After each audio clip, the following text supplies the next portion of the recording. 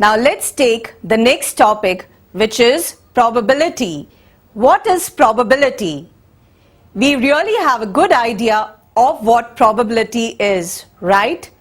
It's simply the chance that something may happen. Now, there is really an easy way to explain probability. Practically everyone uses it. All you have to do is flip a coin. There is 1/2 chance of the coin facing head up. So, the probability of getting a head up on the coin is 50% or half. Now, why learn about probability? By learning about probability, we will be able to find the probability or the chance that an event can happen. Now, how to solve sums on probability? Probability can be defined as number of favorable or desirable outcomes upon total number of outcomes. Example, if a die is rolled, find the probability of getting 2 on the die. Here, the desirable or the favorable outcome is getting 2 on the die. That is one possibility. Now, the total number of outcomes are, we can have any numbers from 1 to 6, so there are 6 outcomes.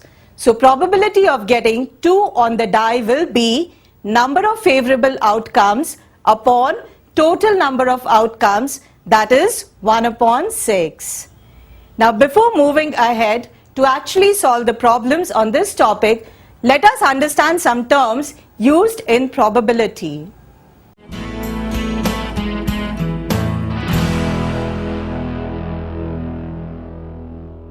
Break के बाद आप सभी का स्वागत है। आज हम बात कर रहे हैं सिनाल क्लासेस और इसके कॉन्सेप्ट लर्निंग के बारे में।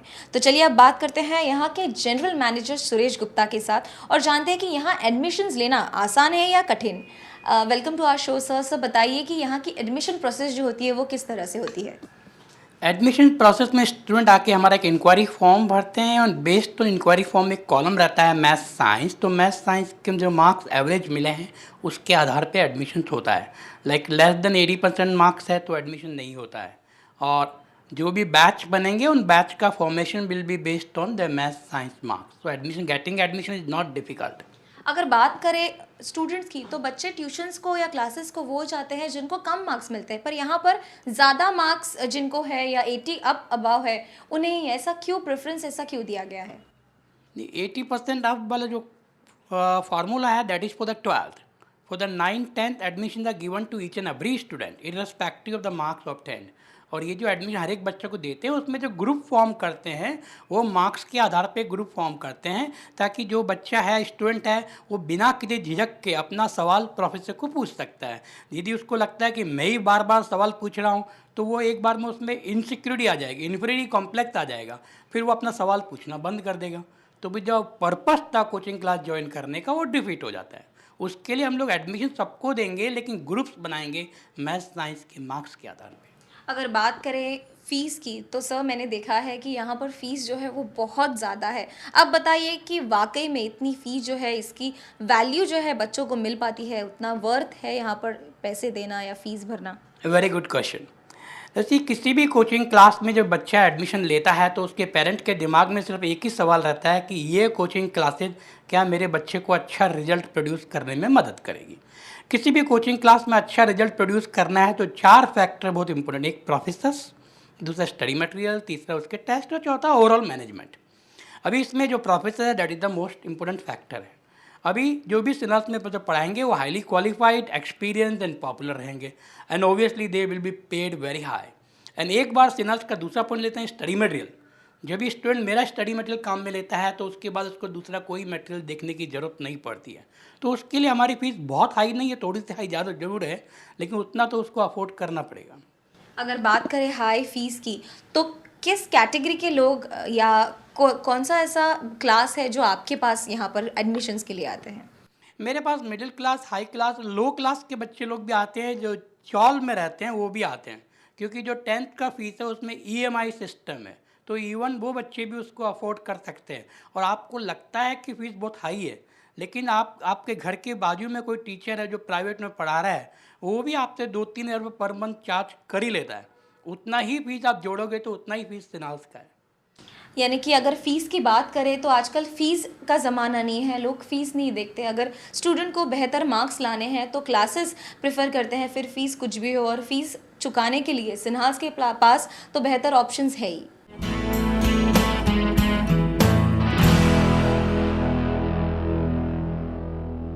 हम यहाँ पर बात कर रहे हैं एक टेक्निक की, तो चलिए बात करते हैं सिन्हाल क्लासेस के प्रोफेसर शरद अग्रवाल से और जानते हैं कि आखिर ये टेक्निक है क्या। शरद जी, आपका हमारे शो में स्वागत है। पहले तो आप बताइए कि आप कितना एंजॉय करें और कितने सालों से यहाँ सिखाने में एंजॉय कर रहे हैं। This is basically 14th year of teaching, beautiful 14th year of teaching, glorious years, and we are enjoying every year over here. हम एक राज जानते हैं कि आप जो है यहाँ पर जितने भी प्रोफेसर्स हैं इनको बहुत अच्छी सैलरी होती है, बहुत ज़्यादा, मार्केट से भी बहुत ज़्यादा सैलरी यहाँ पर दी जाती है। तो ये क्या है, ये सच है? मैं आपको फैक्ट बताऊं, good teachers always cost you more, bad teachers make you pay forever. So they pay us as per the hard work which is done over here, and we are really rewarded well. And beside the reward over here, we feel it's a religion teaching in Sinhal, it's a festival teaching in Sinhal, and enjoy every day over here. अगर बात करें सिन्हाल classes की तो ऐसी क्या technique है? हम बात कर रहे हैं बार बार टेक्निक के बारे में, एक अलग सिस्टम के बारे में। आप बताइए कि क्या सही सिस्टम है बच्चों के लिए पढ़ाई करने में, क्योंकि पढ़ाई ऐसा एक कंफ्यूज स्टेट होता है। जब 10th स्टैंडर्ड के बच्चे होते हैं, प्रेशर होता है बहुत सारा, तो ऐसे में क्या है सही technique? What I feel the teaching is really enjoyed over here.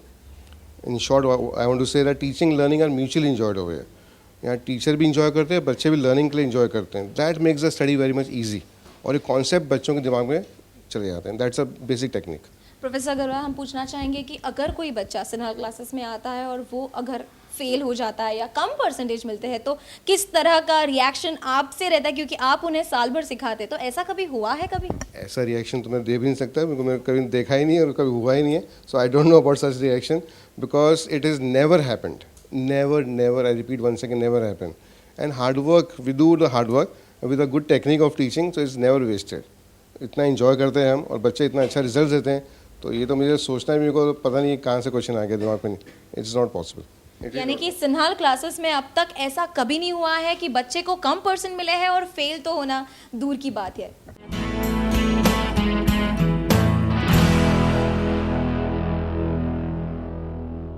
हम लगातार सिन्हाल क्लासेस के बारे में बात कर रहे हैं। हम देख चुके हैं कि किस तरह की सिस्टम होती है यहाँ पर, क्या टेक्निक है पढ़ाने के लिए। चलिए अब बात करते हैं संजय सिन्हाल और सुधांशु सिन्हाल से और जानते हैं कि वाकई में इनके क्लासेस अलग क्यों है। संजय जी, आपका हमारे शो में स्वागत है। पहले तो आप बताइए कि ये क्लासेस बाकी क्लासेस से अलग क्यों है? एक जिम्मेदारी होगी, क्लासेस चलाना आसान बात नहीं है, एक बड़ा पड़ाव जो होता है वो आप कवर करते हैं, बच्चों का क्रूशल पीरियड जो होता है वो कवर करते हैं, तो कितनी बड़ी जिम्मेदारी होती है संजय जी? जिम्मेदारी तो बहुत बड़ी है, क्योंकि बच्चों से ज़्यादा आजकल पेरेंट जो है, हम पूरा फेथ हमारे ऊपर रख के अपने बच्चों को यहाँ भेजते हैं। 10th 10वीं और 12वीं की जो हम लोग शिक्षा देते हैं, वो those two are the most crucial years for the child. एक बच्चे के लिए सबसे ज़्यादा ज़रूरी आजकल वही ईयर्स होते हैं, तो वो रिस्पॉन्सिबिलिटी हमारे ऊपर पेरेंट्स पूरा छोड़ देते हैं कि एक बार सिन्हाल क्लासेस में बच्चों को हमने एनरोल कर दिया तो then we don't have to look into it. तो it's a huge responsibility. Yes Sudhanshu ji, मैं आपसे पूछना चाहूँगी, आप बताइए कि इतने सारे क्लासेस हैं मुंबई में, अनगिनत क्लासेस हैं, आप भी जानते हैं, इसमें से सिन्हाल ऐसा अलग क्यों है? हमने देखा है बहुत सारे ब्रांचेस होते हैं क्लासेस के, पर्सनल अटेंशन हर ब्रांच में मिलना, दे पाना आसान है या मुमकिन है आपको? देखिए, एक कोचिंग क्लास के मेरा मानना है कि एक कोचिंग क्लास के सबसे 3 बड़े फैक्टर्स होते हैं। वो है best teachers, best quality notes और बेस्ट क्वालिटी टेस्ट। और सिन्हाल क्लासेस में काफ़ी ट्यूटोरियल क्लासेस में ऐसा होता है कि 50-100 ब्रांचेस है उनकी एक ही शहर में और शहर के थोड़ा बाहर। सिन्हाल क्लासेस बिल्कुल ये सिस्टम, फ्रेंचाइजीज़ का सिस्टम ज़रा भी फॉलो नहीं करती। हमारे पूरे बॉम्बे शहर में सिर्फ 11 सेंटर्स है स्ट्रेटिजिकली लोकेटेड, ताकि बच्चों को ट्रैवलिंग के लिए कन्वीनियंस रहेगी। और बिकॉज़ हमारे सिर्फ ये 11 सेंटर्स ही है, हमारी बेस्ट फैकल्टी हर एक 11 सेंटर्स पे जा सकती है। Unlike the other tutorial classes, our best faculty can go to each one of our centers. So ये एक बहुत बड़ा फैक्टर है जो स्टूडेंट्स को बेस्ट क्वालिटी देने में रिस्पॉन्सिबल है।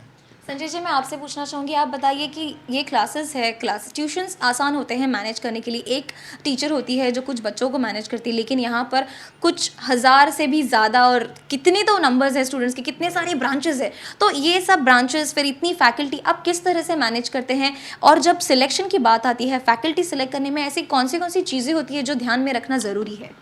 आजकल तो हमारे लिए काफ़ी इजी हो गया, बिकॉज अभी जो हमारा सिनार क्लासेस का जो ब्रांड नेम है उसकी वजह से हमारे पास बेस्ट टीचर्स खुद आगे होके चल के आते हैं कि and they want to be a part of Sinar classes, जो उन लोग के लिए भी एक प्रिविलेज होता है कि एक सिनार क्लासेस के साथ अगर आए तो फैकल्टी के लिए हम लोगों को मेहनत नहीं करनी पड़ती है। जो स्टूडेंट जो फैकल्टी रहती है बाहर से आती है या तो टॉप स्कूल्स की रहती है या दूसरे कोई क्लासेस में पढ़ा चुके हैं and they have good experience, तो वो हमारे पास आती है। फिर भी हम लोग उसमें से सिलेक्शन करते हैं, डेमो लेक्चर्स लेते हैं, डेमो सेशन लेते हैं, स्टूडेंट्स के सामने फीडबैक लेते हैं प्रोफेसर्स का, फिर जाके उनको फुल फ्लेज्ड फैकल्टी के जैसे अपॉइंट होता है। तो इट्स अ रिगरस प्रोसेस जिसमें हम लोग बराबर देखते हैं, चाहे कहीं से भी आया हो प्रोफेसर, लेकिन फिर भी बराबर देख के फिर सिलेक्ट करते हैं। And more importantly each one of the professors they get paid by the hour, हर घंटे के हिसाब से they get paid. So Sinar classes professors जो टीचर्स होते हैं सिनार क्लासेस में, they get some of the best salaries in the whole industry. So automatically जो बेस्ट टीचर्स हैं वो सिनार क्लासेस में आते हैं और रहते हैं हमारे साथ।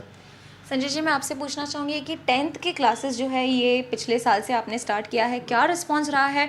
और इस साल की अगर बात करें तो वाकई में ये बेस्ट 5 मसला था, बहुत सारी कंट्रोवर्सी जो है वो एसएससी बोर्ड से जुड़ी थी, तो आपको क्या लगता है किस तरह से बच्चों को प्रिपेयर करना ज़रूरी है? प्रिपेयर करना तो ज़रूरी है। अभी ऑब्वियसली कोई भी नया कोर्स हमने चालू किया है तो थोड़ा टाइम लगता है, हम लोग भी समझ रहे हैं कि क्या रिक्वायरमेंट है बच्चों की एग्जैक्टली, लेकिन फिर भी रिस्पांस अच्छा है। और हमारा जो सिनार क्लासेस का हमेशा रहता है मोटो कि सिलेक्ट क्वालिटी स्टूडेंट्स जो हमारे पास आ रहे हैं। अगेन वो ब्रांड वैल्यू ऐसी है कि हमारे पास क्वालिटी स्टूडेंट्स ही आ रहे हैं, तो अच्छे वाले जो बच्चे टॉपर्स होते हैं वो आते हैं हमारे पास कि हम लोग कैसे बॉम्बे में टॉप करें या महाराष्ट्र टॉप करें, तो वो ऑब्जेक्टिव लेके आते हैं हमारे पास, या स्कूल टॉप करें, तो वो वाले बच्चे हमारे पास आते हैं। तो I mean again it's good response, जैसा हम सोचा था उससे उम्मीद से तो ज़्यादा रिस्पांस है अच्छा। आखिरी सवाल पूछना चाहूँगी मैं सुधांशु जी आपको कि आपके पिताजी का सपना रहा है, उन्होंने भी अपना बहुत सारा कीमती वक्त, अपनी ज़िंदगी डिवोट की है। आप बताइए ये सपना पूरा करने में आप कितनी कसर जो है वो पूरी कर रहे हैं? राइट सिंस 2006 हमने both Sanjay and I have try to make sure that the results जो क्लासेस की जो रिज़ल्ट्स है वो बेहतरीन आए, और उस पर हम काफ़ी रूप से खरे उतरे हैं, क्योंकि उनके गुजर जाने के बाद भी हमारे 2 फर्स्ट इन इंडिया आए हैं स्टूडेंट्स और बहुत सारे टॉपर्स आए हैं, तो ज़रूर कहीं ना कहीं वो देखकर इस बात को देखकर बहुत खुश हो रहे होंगे।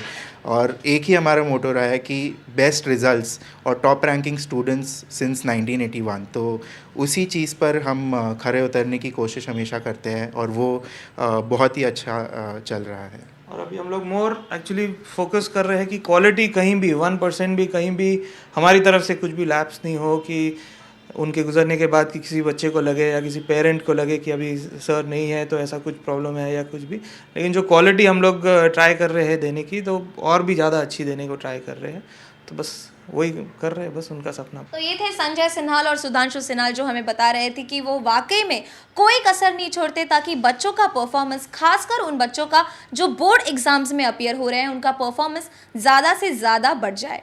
इस शो में बस इतना ही, अब मुझे दीजिए इजाज़त। वीडियो जर्नलिस्ट प्रबीर शाह के साथ किमाया पाटिल, समय मुंबई। मैंने 96.17% स्कोर किए 12th स्टैंडर्ड में HSC साइंस। सिनाल क्लासेस ने बहुत हेल्प की इन माय ओवरऑल जर्नी। सिनाल्स का गाइडेंस वाज वेरी नाइस, सब प्रोफेसर्स ने बहुत हेल्प किया शुरू से। मैंने CET में 197 आउट ऑफ 200 स्कोर किए हैं, और मैं सिनार क्लासेस को बहुत बहुत दिल से एक थैंक्स कहना चाहूँगा, क्योंकि उनकी जो टीचिंग है, जो सर्विस प्रोवाइड करते हैं, जो पंक्चुअलिटी है, बहुत बहुत अप टू डेट है। मैंने 10th क्लास में 95.71% लाया और 12th में 93.84% लाया, और इस सक्सेस का पूरा श्रेय मैं सिनार क्लासेस को ही देता हूँ। मैं सिनार क्लासेस के साथ 9वीं कक्षा से हूँ, सीधे 12वीं कक्षा तक इन्होंने मेरे प्रोग्रेस में बहुत योगदान रहा है इनका।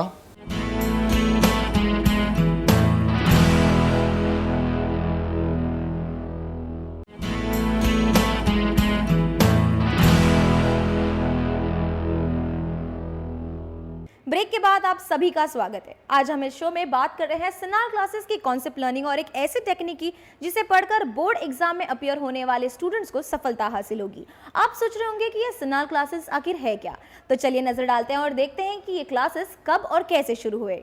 शायद ये नाम सब नहीं जानते।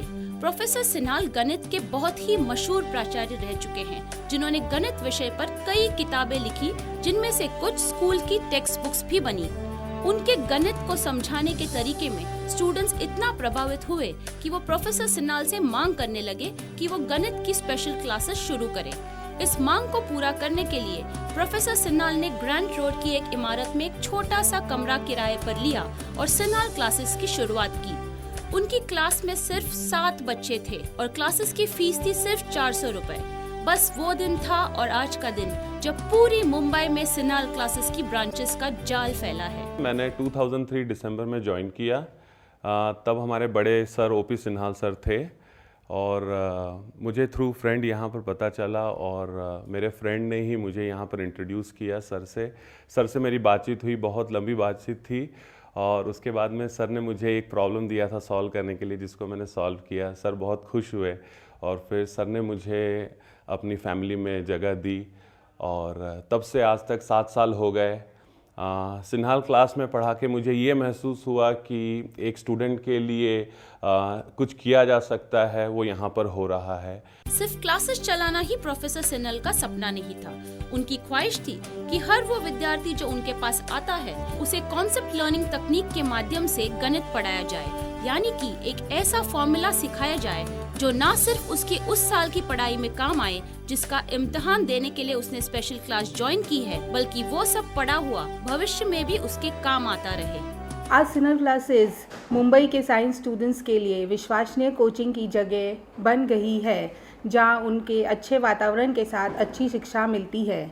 30 साल के तजुर्बे के साथ सिन्हाल क्लासेस अपना हर छात्र को यही सिखाती है कि हर सफलता मेहनत से ही हासिल होती है। सन 1981 में शुरू हुई सिन्हाल क्लासेस को आज 29 साल पूरे हो चुके हैं और पूरे मुंबई में 11 ब्रांचेस के साथ वो स्टूडेंट्स में अपना एक खास मकाम बना चुकी है। खासकर साइंस विषय पढ़ने वालों के लिए तो ये एक वरदान से कम नहीं। Sinhal class I would say is doing the best for the student fraternity, no doubt about it.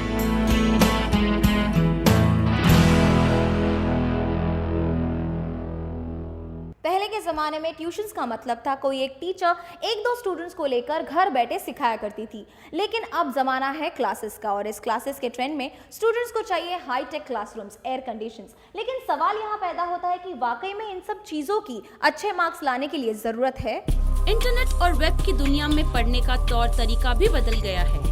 परंपरागत तरीके अब स्टूडेंट्स को रास नहीं आते।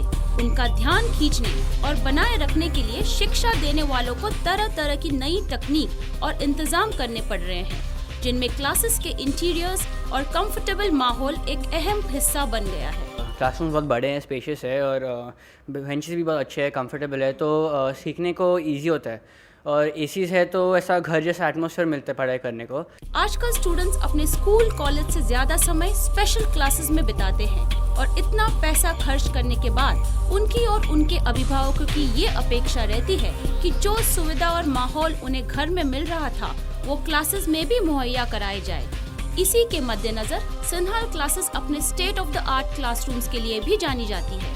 आज एज अ पेरेंट जब मेरी बेटी को मैं घर में ये कोशिश करती हूँ कि उसको सब सुविधा मिले, एसी मिले, अच्छा सब अच्छी मिले, तो जब वो बाहर जाएगी तो मेरी यही कोशिश रहेगी उसको बाहर भी वैसे ही माहौल में पढ़ाई करने मिले, तो ही वो जस्टिस कर सकती है अपनी पढ़ाई से। तो फिर मुझे ऐसे लगता है कि सिन्हाल क्लासेस में ये मुद्दे पे बहुत ध्यान दिया जाता है कि बिल्कुल कम फीस में अपने को एसी सब एम्बियंस भी मिलता है, जो हर बच्चे की ज़रूरत है आज के दौर में। स्टूडेंट्स का पढ़ाई में मन लगे और वो एकाग्र होकर क्लासेस अटेंड कर सके, इसका ख्याल तो सिन्हाल क्लासेस में हर तरह की आधुनिक सुविधा प्रदान करके रखा जा रहा है। अब ये स्टूडेंट्स पर है कि वो इसका कितना लाभ उठाने में सफल होते हैं।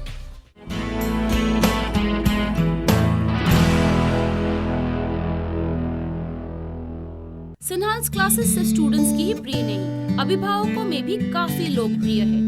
कुछ अभिभावक तो इन क्लासेस से इतने प्रभावित है कि वो अपने पहले बच्चे के बाद दूसरे का भी इन्हीं क्लासेस में स्पेशल ट्रेनिंग दिलवाने में यकीन रखते हैं। मेरा बेटा 10th में, 11th में, 12th में, 9th से 12th तक सिन्हाल्स के साथ रहा है and I am very happy.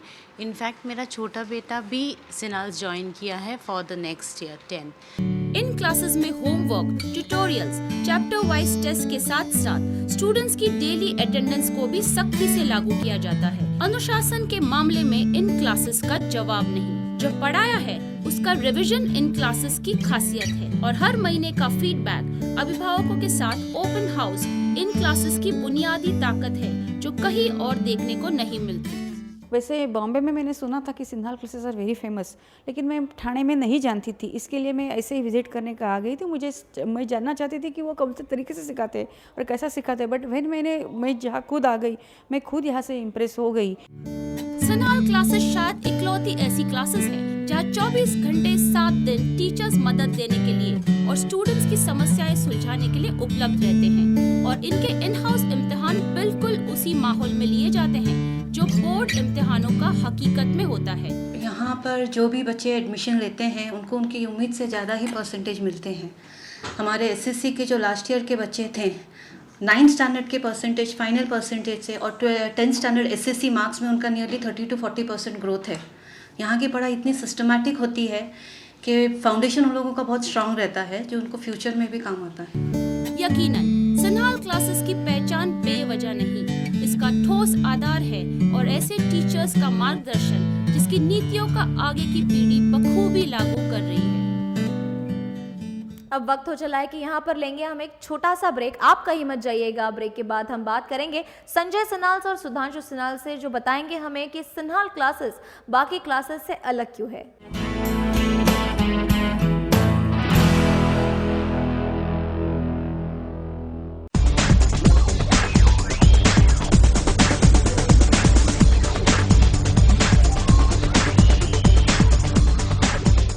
Under this heading, we'll take into account the first point, which is like this. The types of cell divisions that we have to study are, the first one is mitosis, the second one is meiosis. Even before we proceed with mitosis and meiosis, let us take into account what is the definition of mitosis, what is the definition of meiosis. On the monitor, the definition of mitosis for you. Mitosis is cell division leading to the growth and development. Meiosis. Meiosis is a cell division leading to production of gametes. Something must be striking you. When we are using the word gametes, it must be the reproductive cell. When we are talking about growth, it must be the body cell. So somewhere in your mind, you must have tried recalling these words and also taking an account of what must be the meaning of it. So when we talk about the word mitosis and when we talk about the word meiosis, mitosis will be more related with the growth and development and meiosis will be more related with the production of gametes. With this, let us take into account the first topic, understanding what is mitosis. When we are using the word mitosis and studying details of mitosis, let us go into details of each and every part of mitosis and see what are the very interesting aspects of mitosis. Mitosis is a cell division in which two identical daughter cells are produced by division of parent cells.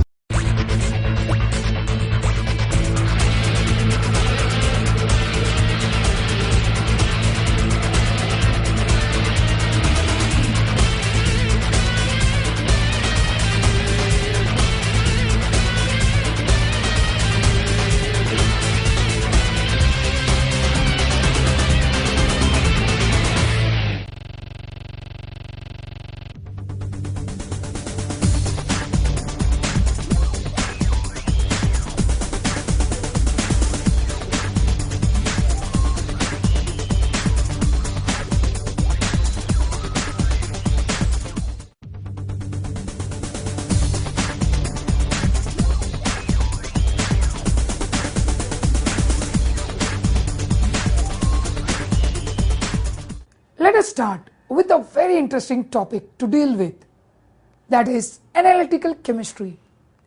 What do you mean by analytical chemistry? It's a branch of chemistry which deals with the experimental study, both qualitative and quantitative means. That is to go in the lab, perform the experiment, and you come to know the observation of it. Previously in your lower standard, you must have learned about the chemicals and the precipitate, but you must not be aware of the chemicals ka color or even the color of the precipitate. So in this topic, we are going to deal with that. Not only that, it is going to be helpful for you in your day-to-day life also. Like when you cook food, you add some chemicals in it to get the spicy food, the taste to the food. This all can be obtained through analytical chemistry.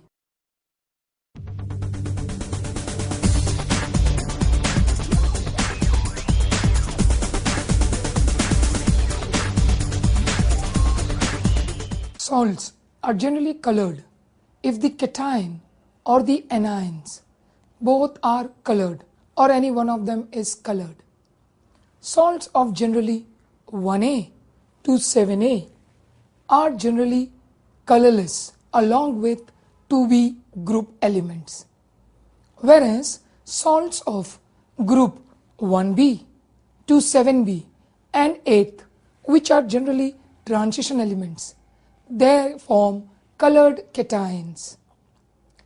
Copper, chromium, manganese, ferrous, ferric, cobalt, nickel, they generally form colored cations, whereas sodium, potassium, magnesium, aluminium, barium and calcium, they forms colorless cations.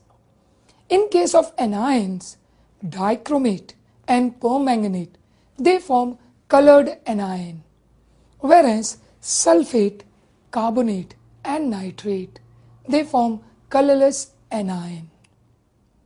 Now let us consider certain salt solution and let's see what is the effects of sodium hydroxide on this salt solutions. Say for example, let's take the first one, magnesium chloride treated with sodium hydroxide will give sodium chloride and magnesium hydroxide. Magnesium hydroxide is a precipitate. A precipitate is indicated by an arrow pointing downwards. This magnesium hydroxide, it will form a dull white precipitate which is insoluble in excess of sodium hydroxide. Now let us balance these equations. What do you mean by balancing? The number of atoms on the reactant and the number of atoms on the product should be equal. So let us consider this example, what we had already cited.